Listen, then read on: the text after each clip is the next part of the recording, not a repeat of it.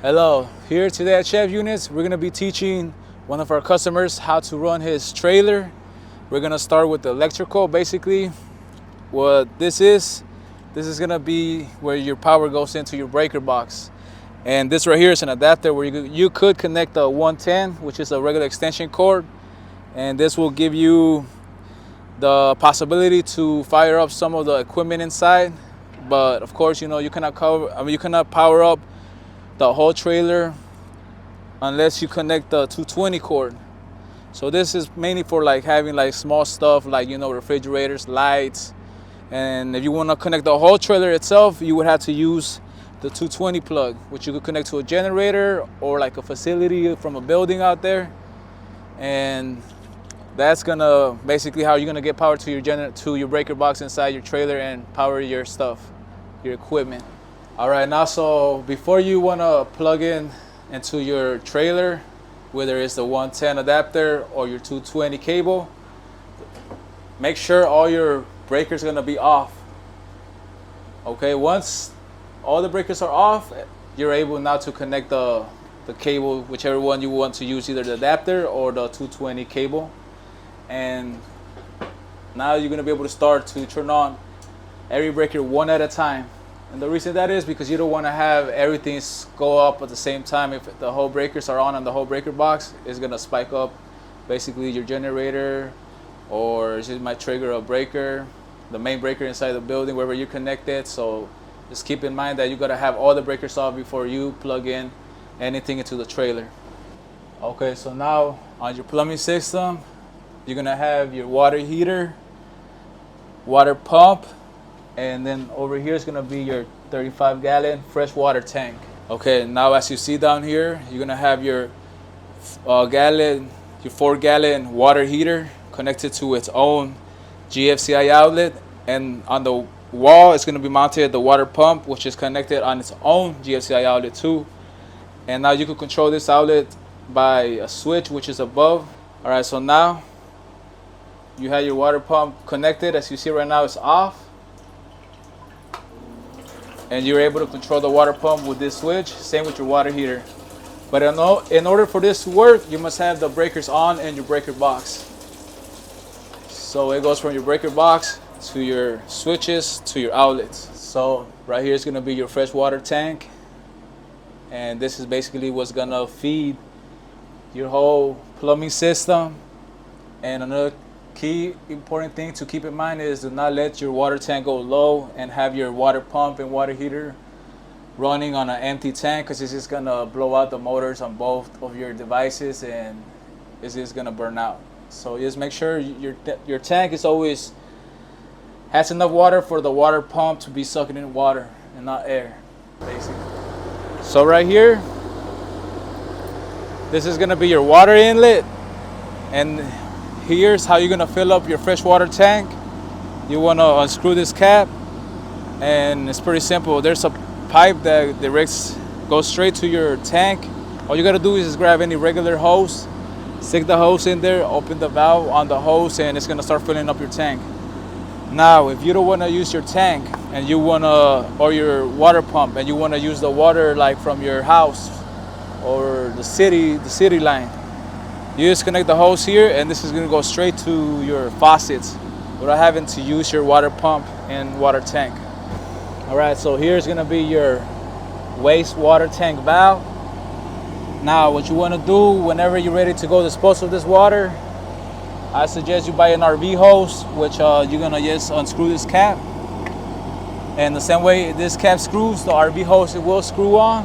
You screw that RV hose on, redirect it to wherever you want the water to go, and once you're ready, just open up the valve and it's going to release the dirty water.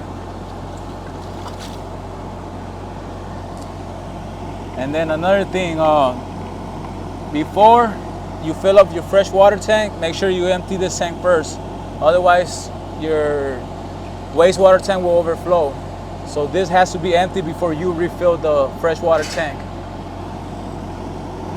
All right, so now we're gonna go to the gas, and I'm gonna be teaching you how to properly turn on your gas and work your gas equipment. So the first thing you wanna do is go to your 100-pound tank, which in this case is empty, so we're using our small tank to test it.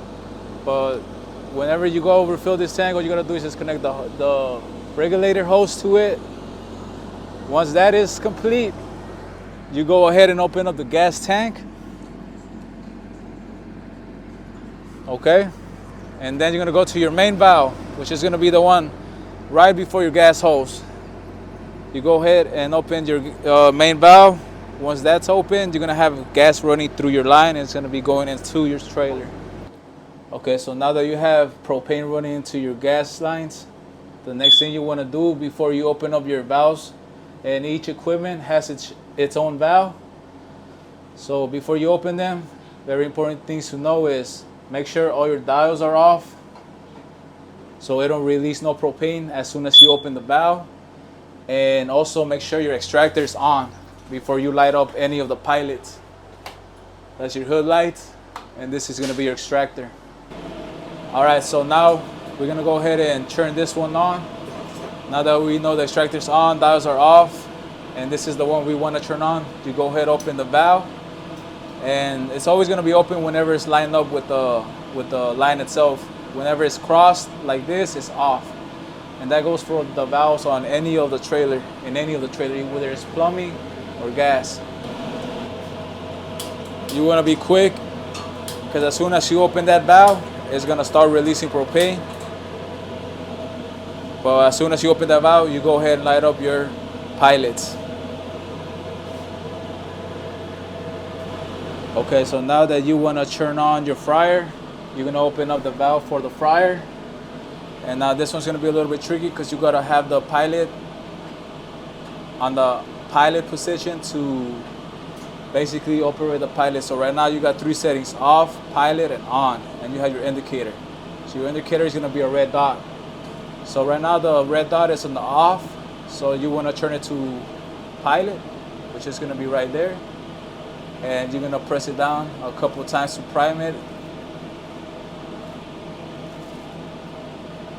Okay, now you can press it, and you're gonna press it down and maintain it pressed down for like 20 to 30 seconds. That's gonna let the propane go through the lines, and you just have to be patient with this because it might take a while. But as soon as you do, it lights up, and you maintain it for like a couple more seconds just for the flame to stay lit. Okay, once you remove your and it stays on, you go ahead and switch it to the on position, and your pilot will stay on, and you can control now the temperature of your fryer.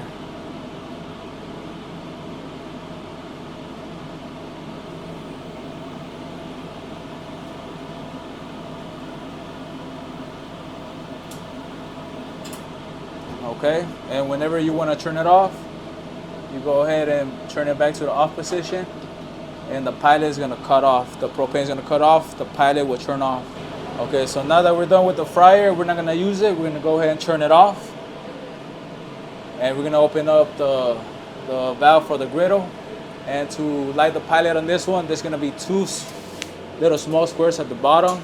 And for this type of pilot, you will need a lighter that bends like this. Because what you will have to do is find that little opening at the bottom, stick your lighter in there, and through here you're going to be able to see the pilot and the lighter.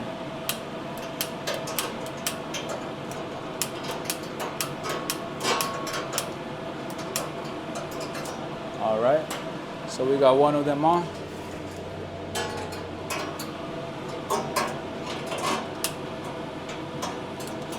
All right, so our pilots are on now.